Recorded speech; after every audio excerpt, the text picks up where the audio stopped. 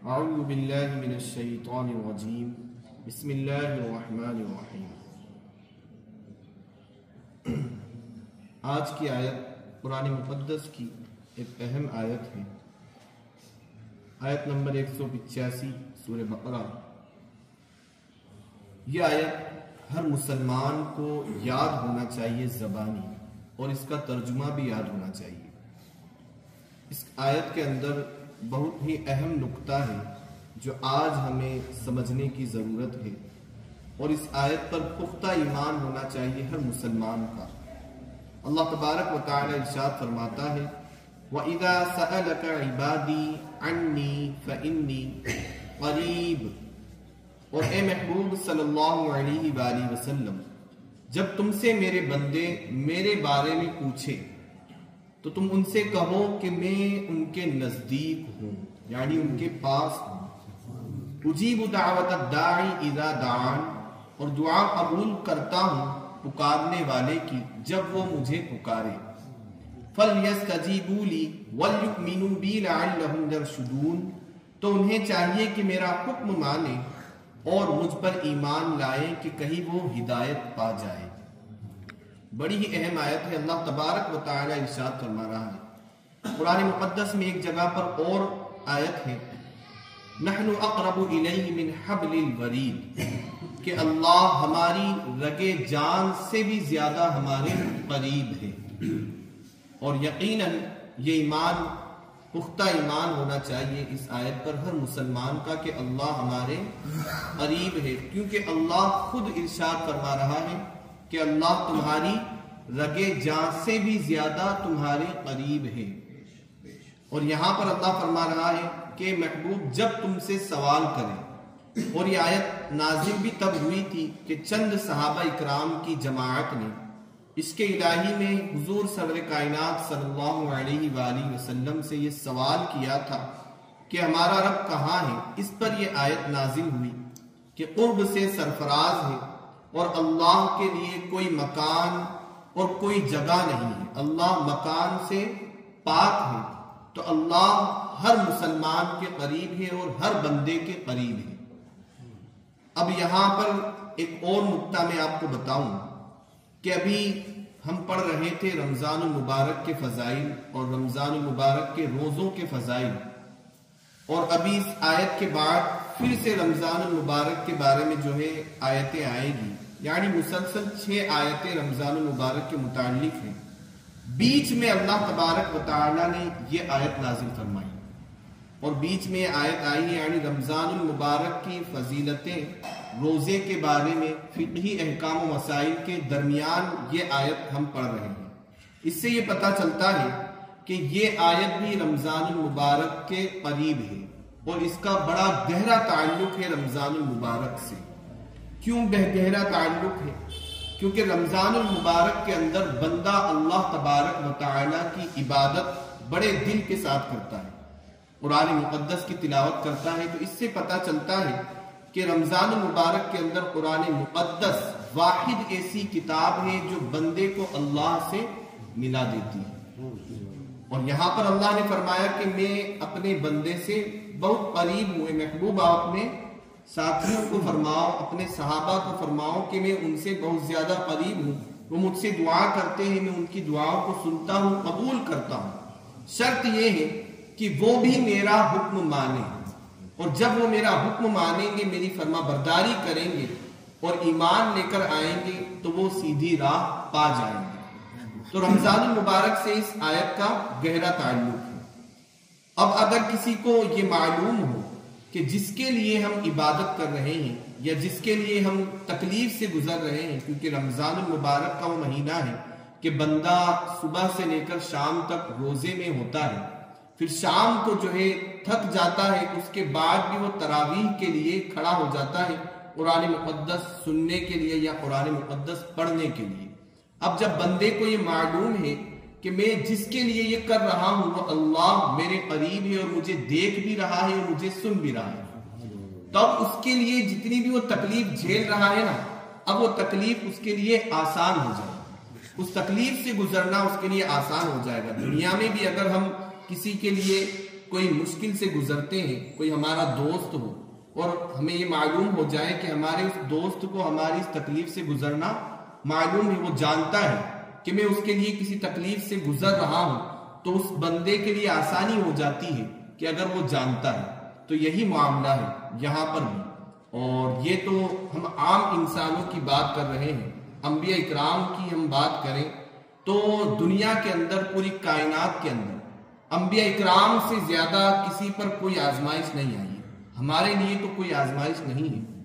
انبیاء اکرام کے اوپر جتنی بھی آزمائشیں آتی تھی اور جتنی بھی تکالیف سے انبیاء اکرام گزرتے تھے، تو وہ جانتے تھے کہ یہ ہم اللہ کی رضا کے لیے کر رہے ہیں اور ہمارا اللہ ہمارے ساتھ ہے۔ خود نبی اکرم صلی اللہ علیہ وسلم کی زندگی دیکھے، قرآن مقدس میں کئی بار اللہ تبارک و تعالی نے اپنے محبوب کو تسلی دی ہے۔ کبھی کوئی کفار، کوئی مشرک آپ صلی اللہ علیہ وآلہ وسلم کو کوئی ایسے الفاظ کہتا، ایسے جملے کہتا کہ آپ صلی اللہ علیہ وسلم کو اس الفاظ سے تکلیف پہنچتی، یا آپ صلی اللہ علیہ وسلم غمگین ہو جاتے، تو فوراً اللہ کی طرف سے آیت نازل ہوتی ہے، محبوب آپ گھبرائیے نہ، آپ غمگین نہ ہو، جس نے بھی آپ کو تکلیف دی ہے نا، ہم اس سے نمٹنے کے لیے کافی ہیں۔ اور کئی آیتیں ایسی ہیں، سورہ لہب تبت یدا آپ پڑھ کر دیکھیں کہ ابو لہب نے جب آپ صلی اللہ علیہ وسلم کو معاذ اللہ جھوٹا کہا، تو اللہ تبارک و تعالیٰ کی طرف سے پوری سورت نازل ہوئی، سورہ لہب تبت یدا ابی لہب وتب، یہ پوری سورت نازل ہوئی۔ اللہ تبارک و تعالیٰ نے اپنے محبوب کو تسلی دی کہ جس نے آپ کو ایسا جملہ کہا ہے اور آپ کو غمگین کیا ہے، ہم اس کو ہلاک و برباد کر دیں گے۔ اور پھر وہ ہلاک و برباد ہوا، اور کئی لوگ ایسے تھے جو آپ صلی اللہ علیہ وآلہ وسلم کو معاذ اللہ ابتر کہتے تھے، یعنی آپ صلی اللہ علیہ وسلم کی 2 صاحبزادے 3 صاحبزادوں کا انتقال ہو گیا۔ اس کے بعد جو ہے کفار و مشرکین نے نبی اکرم صلی اللہ علیہ وسلم کو طعنہ دینا شروع کیا۔ کیا طعنہ دیتے تھے کہ محمد کی اب نسل ختم ہو چکی ہے، اب محمد ابتر ہو چکے ہیں معاذ اللہ۔ تو اس طرح سے وہ طعنہ دیتے تھے کہ محمد صلی اللہ علیہ وسلم کی اب نسل آگے نہیں بڑھنے والی، چونکہ 3 اولاد کا اور 3 بیٹوں کا جو ہے آپ کی انتقال ہوا۔ تو آپ صلی اللہ علیہ وآلہ وسلم کی طرف پھر اللہ کی طرف سے وحی نازل ہوئی، انا اعطیناک الکوثر فصل لربک وانحر ان شانئک هو الابتر۔ اے محبوب آپ گھبرائیے مت، آپ غمگین نہ ہو، جو بھی آپ کو ابتر کہتا ہے وہ ہمیشہ کے لیے ابتر ہو جائے گا۔ آپ کی نسل کو ہم قیامت تک کے لیے رکھ دیں گے، اور جس نے بھی آپ کو طعنہ دیا ہے اس کی نسل کو ہم جڑ سے ختم کر دیں گے۔ تو یہ تسلی اللہ کی طرف سے اپنے محبوب کے لیے۔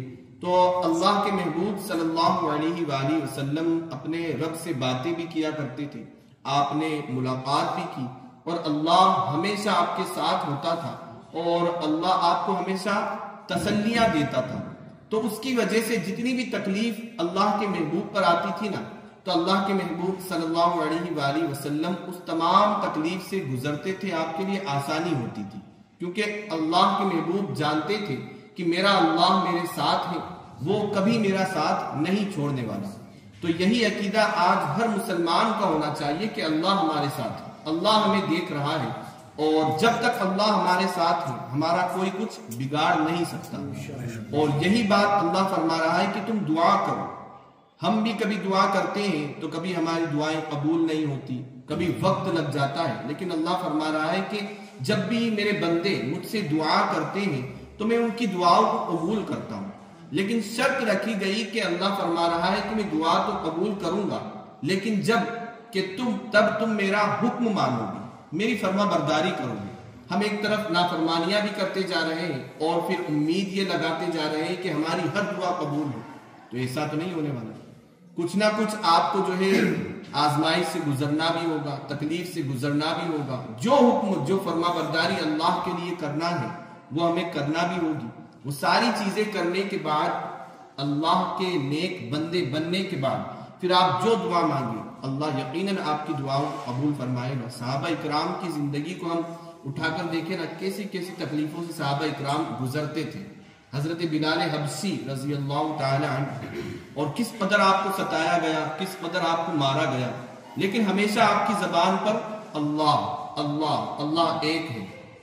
اور آپ جانتے تھے کہ جس کے لیے میں تکلیف کاٹ رہا ہوں محمد صلی اللہ علیہ وآلہ وسلم وہ میرے ساتھ ہیں اور وہ میری اس تکلیف کو محسوس بھی کر رہے ہیں، وہ میری تکلیف کو جانتے ہیں، تو وہ تکلیف جھیلنا ان کے لیے آسان ہو جاتا تھا۔ اس قدر آپ کو مارا بھی جاتا تھا، اس کے باوجود بھی جو ہے آپ صبر کا دامن نہیں چھوڑتے تھے۔ کئی صحابہ اکرام کی زندگیاں جو ہے بڑی غربت کے اندر گزری۔ مدینہ منورہ کے اندر جو ہے مسجد نبوی کے قریب ایک چبوترا تھا جہاں پر اصحاب صفہ چند صحابہ اکرام رہا کرتے تھے اور ان کی زندگی وہی کٹتی تھی۔ ان میں سے حضرت ابو ہریرہ رضی اللہ تعالی عنہ بھی تھے، اور وہ چند صحابہ اکرام کی زندگی ایسی تھی کہ وہیں پر وہ اپنی زندگی کو کاٹتے تھے اور جو ہے لوگوں کی خدمت بھی کیا کرتے تھے۔ کہیں سے کھانا آ جاتا تھا تو کھا لیتے تھے، نہیں آتا تھا تو تین دن تک ان کے فاقے ہو جایا کرتے تھے، بھوکے رہتے تھے۔ حضرت ابو ہریرہ فرماتے ہیں کہ میں جو ہے بڑا بھوکا تھا، بڑا پیاسا، اور اس شدت کے اندر جب میں آپ صلی اللہ علیہ وسلم کو گزرتے ہوئے دیکھتا تھا تو میری ساری تکلیفیں اور ساری بھوک پیاس سب ختم ہو جایا کرتی کہ محبوب کا چہرہ نظر آ گیا، اب مجھے کسی کی ضرورت نہیں۔ تو یہ ان کا عقیدہ، ان کا ایمان بڑا مضبوط ہوتا تھا اور وہ اس پر قائم رہتے تھے کہ جس کے لیے ہم تکلیف کاٹ رہے ہیں وہ اللہ ہمیں دیکھ بھی رہا ہے، سن بھی رہا ہے، دنیا میں نہیں تو آخرت میں ہمیں اس کا اجر ضرور عطا فرمائے گا۔ صدق اللہ۔